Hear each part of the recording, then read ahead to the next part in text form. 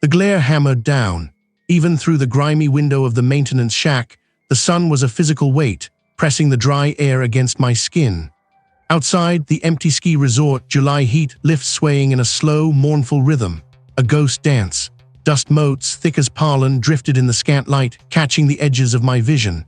I watched them, mesmerized by their aimless dance, my breath a shallow, dusty thing in my throat. This was my world now. This quiet, this isolation. It had been nearly 2 years since the fire. 2 years since the smoke, the screams, the unbearable heat had consumed everything. 2 years since I, Raj the architect, had stood helpless, watching my own design become a tomb. The guilt was a constant companion, a phantom limb that ached with every breath. I'd retreated here, to the forgotten corners of this resort, a self-imposed exile. The silence pressed like cotton in my ears, broken only by the groan of the wind through skeletal pines and the occasional creak of metal from the swaying lifts. I preferred it that way. No questions, no pity, just the relentless, indifferent rhythm of decay. A sharp rap on the door startled me. My pulse hammered against my ribs, an unwelcome jolt of adrenaline. I hadn't expected anyone. The resort manager, a gruff old man who rarely left his office, was the only one who knew I was here. I opened the door a crack. A colleague, a younger man with eyes too bright and a smile too wide for this place, stood on the threshold. He held a thick, official-looking envelope, its edges crisp and uncreased.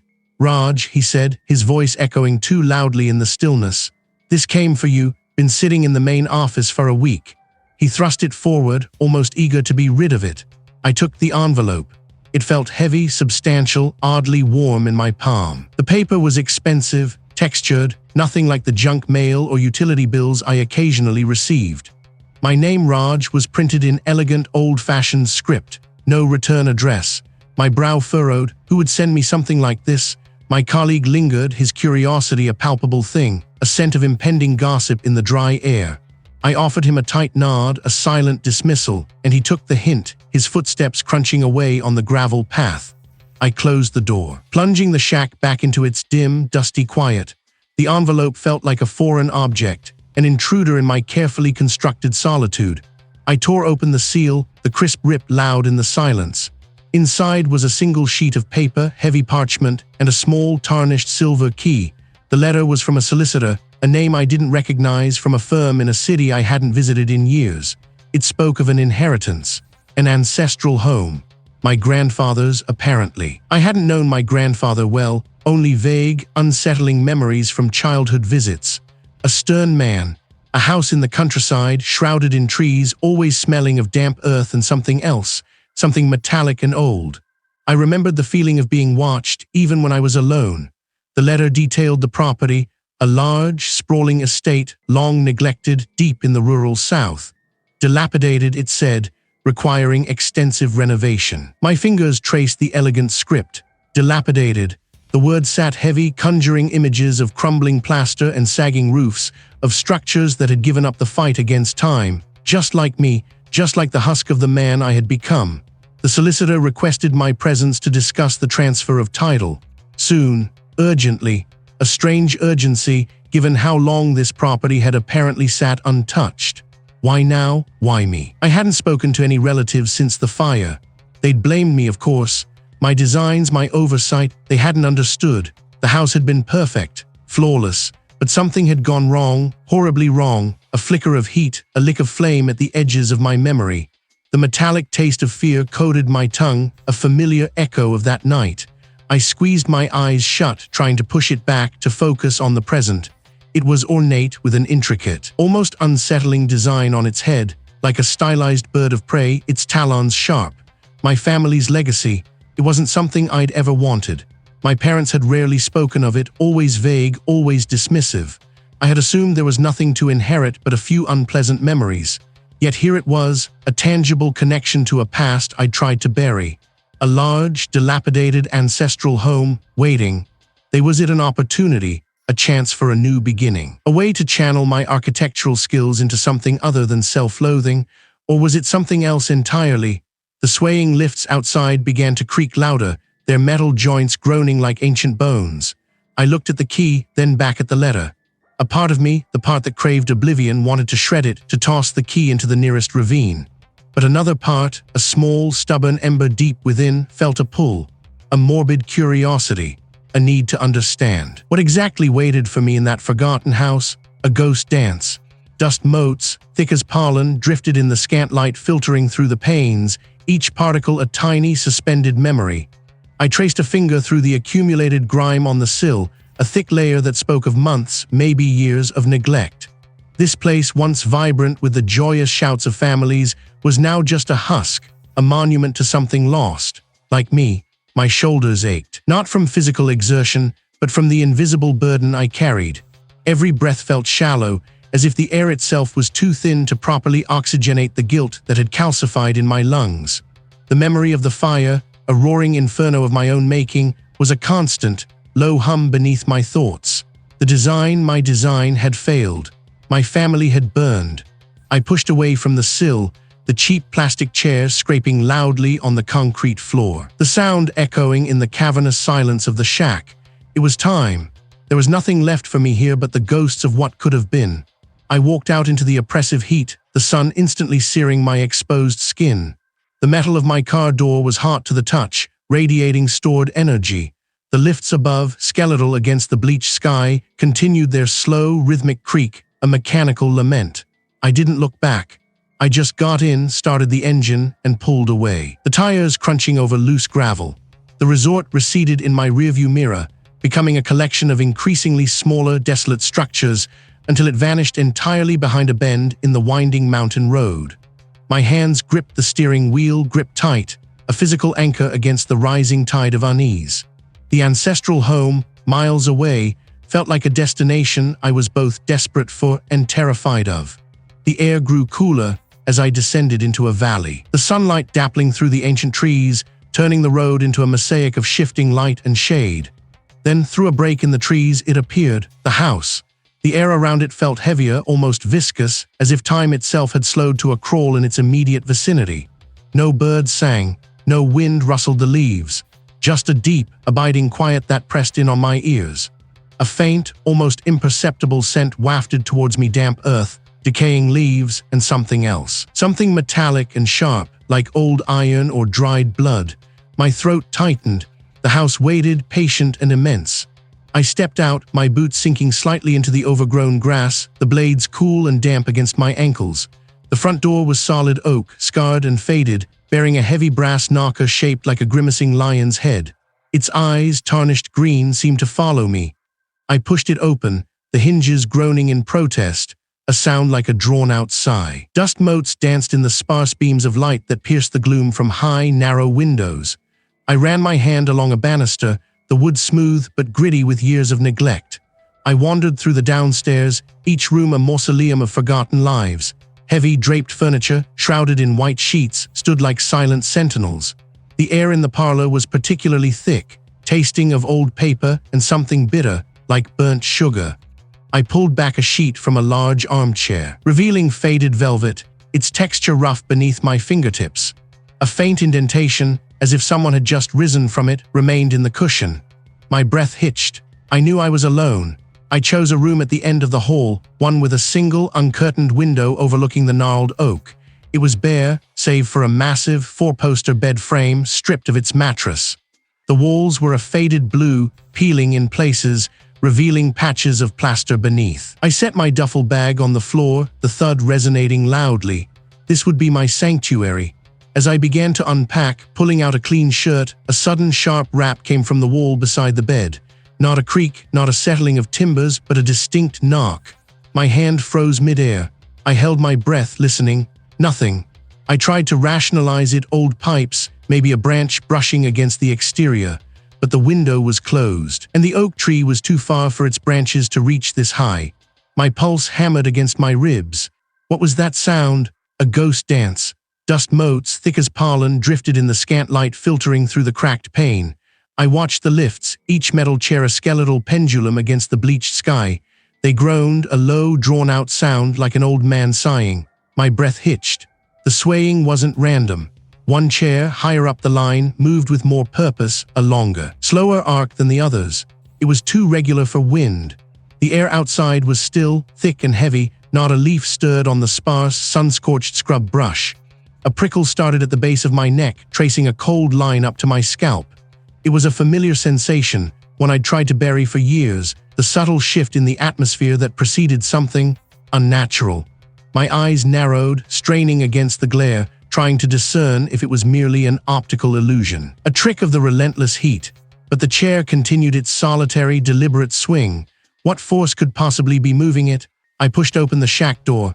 The metal shrieked, protesting the movement, a sound that grated against the oppressive silence. The heat hit me like a physical blow, stealing the air from my lungs. My clothes, already damp with sweat, clung to my skin. The ground crunched under my boots, dry earth, brittle grass. I walked towards the lift line, sun baking my face, each step deliberate. The resort stretched out, vast and silent, rows of empty cabins hanging like forgotten jewels on a broken necklace. It was a rhythmic sound now, a lullaby of rust and friction, too steady, too isolated from the other stationary chairs. As I drew closer, the sound resolved itself. It wasn't just metal groaning. There was a faint thump accompanying each swing, a soft, dull impact. I tried to rationalize it. A loose cable, a broken pulley catching, but the rhythm was too precise, too intentional. My gaze followed the cable upwards, past dozens of stationary chairs, each coated in a thick layer of dust and spiderwebs. Then I saw it about halfway up the first incline near one of the support pylons. The chair that had caught my attention was indeed swinging wider, its arc distinct. Not a person, too small. What was it? I stopped directly beneath the lift line, craning my neck. The sun beat down, turning the sky into a searing white canvas. The metallic tang of rust filled my nostrils, mixed with the dry, baked earth. The thump, creak, thump echoed in the vast emptiness. My eyes adjusted to the intense light, focusing on the swinging chair. It was an object, a small, indistinct form swaying with the chair. My mind screamed at me to turn back, to dismiss it as a trick of the light, the heat, my own frayed nerves. But a morbid curiosity, a need to confront the growing unease, held me rooted. I took another step, then another, until I stood directly under the pylon supporting the section of the line. My skin prickled, the hairs on my arms standing on end. I had to know, I had to see. With a grunt, I pulled myself into the seat, my boots scraping against the dusty floor of the cabin. The fabric was torn, faded, reeking of mildew and stale air. I looked up, trying to get a better view of the swinging chair. The thump, creak seemed to vibrate through the very structure I sat in. Then I heard it. A faint sound like a child sighing carried on the still air. It was barely audible, a wisp of sound, almost a trick of my own imagination. I leaned forward, straining my ears, dismissing the sound as the wind, a trick of the old metal. But there was no wind. My breath hitched again. The sigh came again, a little clearer this time, definitely from the direction of the swinging chair. It was too soft, too delicate to be anything mechanical. A shiver ran down my spine despite the heat. My mind raced, searching for a rational explanation. An animal, a bird trapped in the cabin, but the sound was distinctly human, undeniably young. A child here, in this abandoned place. My hands felt clammy on the armrests, a thin sheen of sweat coating them. There was I finally losing my grip. My gaze snapped back to the swinging chair. It was a doll, or rather, the tattered remains of one. Its head lolled, a single button eye glinting dully in the harsh sunlight. It was old, stained, clearly left behind years ago. But why was it swinging? And why was it making that sound? Not words, not yet, but a clear, sustained note that spoke of sorrow. It seemed to emanate directly from the doll. This wasn't dust or old metal. This wasn't the heat playing tricks on my eyes. I scrambled out of the chair, my movements clumsy. My heart racing so hard I tasted metallic fear in my mouth. My feet hit the dry ground, sending up a puff of dust. I stumbled back a few steps, my eyes fixed on the swinging chair, on the doll. My breath was shallow, ragged. This wasn't real. It couldn't be. This was grief, guilt, the stress of the past few days, manifesting as a hallucination. My mind, I told myself, was playing tricks. I squeezed my eyes shut, pressing the heels of my hands into them, trying to banish the image, the sound. When I opened them again, the chair was still. The doll, with its single button eye, hung motionless, suspended in the baking air. The resort was silent once more, save for the distant, almost imperceptible creak of other lifts swaying in the heat, a memory of their earlier movement. My chest heaved. I ran a hand through my sweat-soaked hair, trying to anchor myself in the tangible. The sun was still a hammer, the air still thick with dust and the smell of rust. Everything was as it should be, but the image of the swinging doll, the faint, sorrowful hum, was burned into my mind. Had I truly heard it, or was the empty resort finally mirroring the emptiness in my own head, a ghost dance? I watched them, mesmerized by their aimless dance, my mind a frantic tangle of what I'd seen, what I'd felt, what I'd refused to believe. The cold I'd experienced in that house, the whispers, they were too real to be dismissed as mere imagination or the settling of an old structure. But my architect's brain demanded answers rooted in concrete and steel, not shadows and dread. I pushed myself up from the splintered bench, the wood groaning beneath me. The drive back felt longer, the landscape blurring into a monotonous stretch of sun-baked fields and skeletal trees. My hands tightened on the steering wheel, gripped tight. This time, I wouldn't just react. I would observe. I would measure. I would dissect every joist, every beam, every brick until the house yielded its secrets, until I found the logical fault line, the structural flaw that explained the inexplicable. This was my expertise. This was what I understood. It looked different now, not just an old house, but a challenge, a complex problem waiting for a solution. The air grew heavy, thick with the smell of damp earth and decaying leaves even before I stepped out of the car. My pulse hammered against my ribs, a dull drumbeat against the rising tide of unease, but I forced it down. Curiosity, I told myself, professional curiosity. I gripped the heavy ring of keys, the cold metal a small comfort against the growing chill in the air. I started in the main hall, moving methodically. My fingers traced the intricate carvings on the banister, the rough texture of the plaster walls, the slick dust coating everything. I moved from room to room. A forensic architect, not a frightened tenant. I noted the way the afternoon light struggled through the grimy windows, painting weak, shifting patterns on the faded carpets. The house breathed around me, a slow, deep inhale then exhale, or was that just my own strained breath?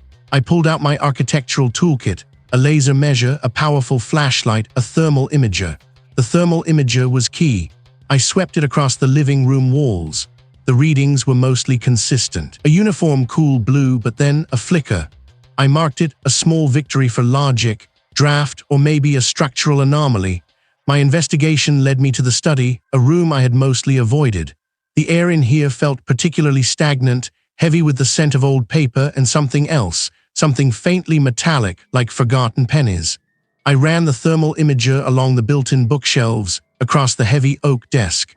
Nothing significant. But as I scanned the wall behind the desk, the device suddenly flared. A deep, unsettling blue, then purple, then almost black, a distinct rectangular outline against the otherwise consistent cool tones. My skin prickled, aware this wasn't a draft. My fingers brushed against the wall. It felt solid, seamless, too solid, too seamless. I tapped it with my knuckle. There was something behind this wall, something that didn't belong. My heart quickened, but this time it wasn't just fear. It was the thrill of discovery, the architect's instinct to uncover a hidden structure. I retrieved a small hammer and a chisel from my kit. Plaster dust plumed, coating my hands, the air dry and gritty on my tongue. Beneath the plaster, a layer of old, rough-hewn timber was revealed, thicker than any standard stud.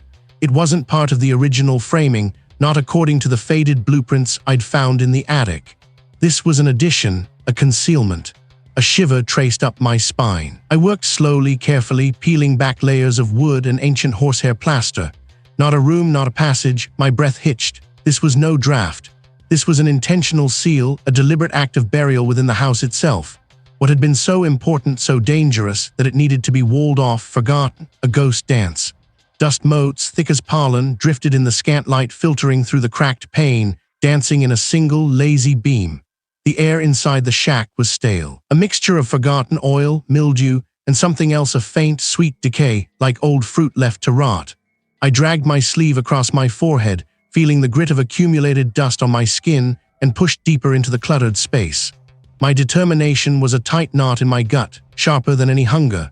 The house, my ancestral home, had drawn me here, to this forgotten place, with the same invisible thread that pulled at my grief. The detective had dismissed my theories. Of course, called it a coping mechanism. But I knew better.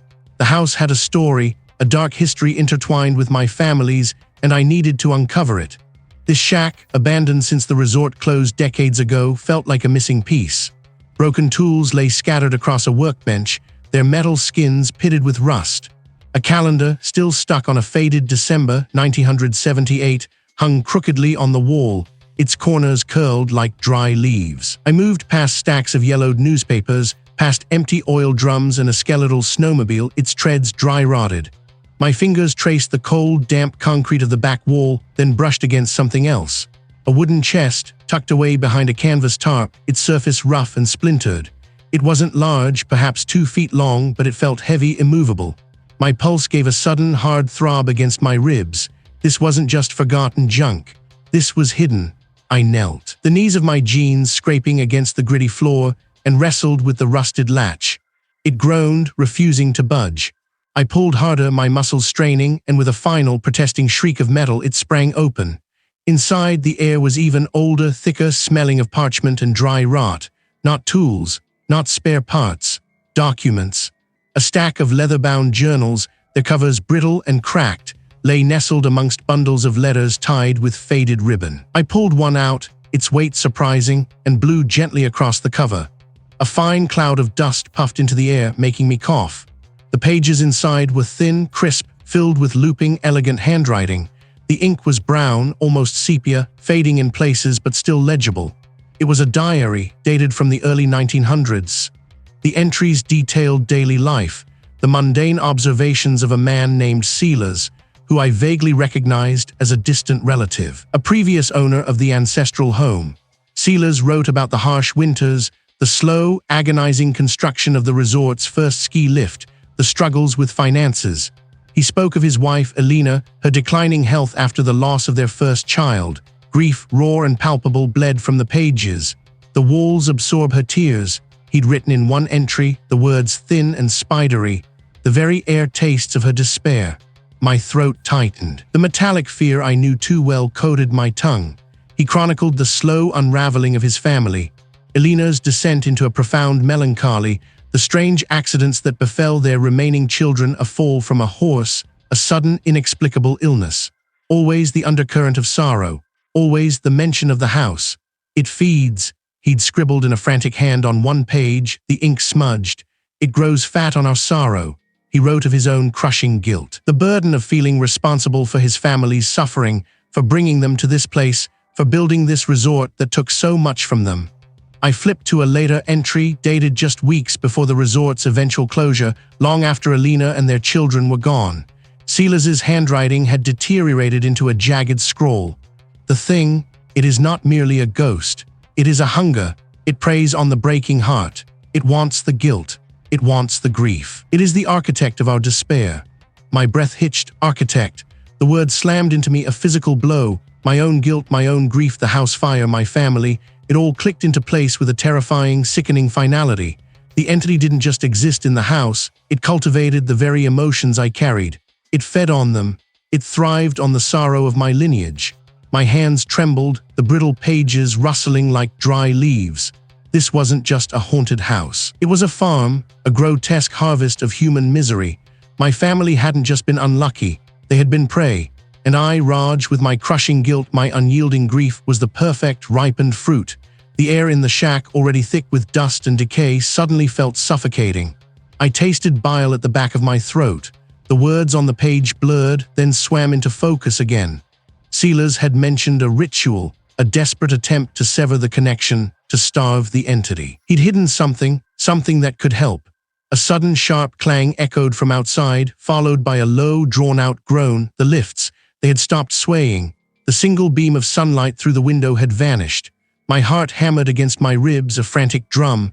I wasn't alone. The entity knew I was here. It knew what I had found, and it wanted to ensure I never spoke of it again. What had Silas hidden and where? A ghost dance. Dust motes thick as pollen drifted in the scant light that pierced the gloom of the shack. My breath, shallow and ragged, still tasted of the house's stale air, the metallic tang of old fear clinging to my tongue.